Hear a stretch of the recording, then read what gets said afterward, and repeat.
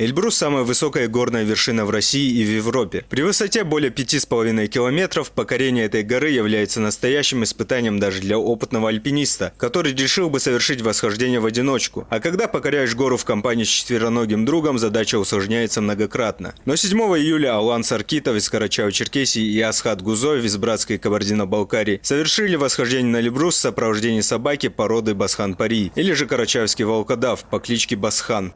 Первые 2 дня пониже акклиматизацию проходишь на определенной высоте, потом чуть повыше поднимаешься, там проводишь акклиматизацию.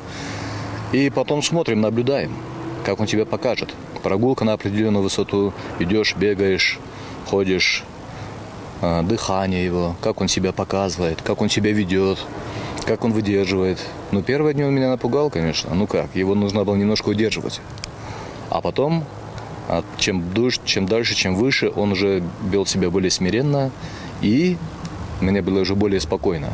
Порода карачаевский волкодав была зарегистрирована Кинологическим союзом полицейских собак в 2020 году. Она была восстановлена благодаря стараниям заводчика Казбека Магулаева. Для представителя породы подобное восхождение являлось первым и историческим. Поэтому к выбору четвероногого первопроходца нужно было подойти со всей серьезностью. У каждой собаки свои физические способности и характер, даже вес имеет значение. Вес Басхана около 65 килограмм. При 70 восхождение для него уже было бы затруднительно. Роль играет даже цвет шерсти. В условиях высокогорного солнца собака с черной расцветкой уже не подходит. Горы не прощают ошибок даже людям, что и говорить о четвероногих друзьях.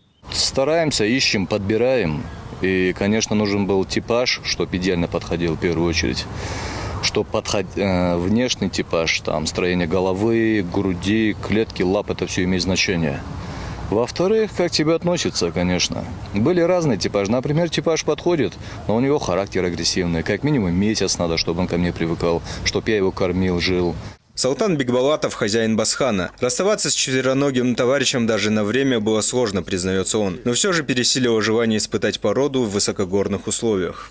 Ну вот, Алан как бы связался со мной, встретились, сказал так-то так. Сам тоже загорелся, событие такое.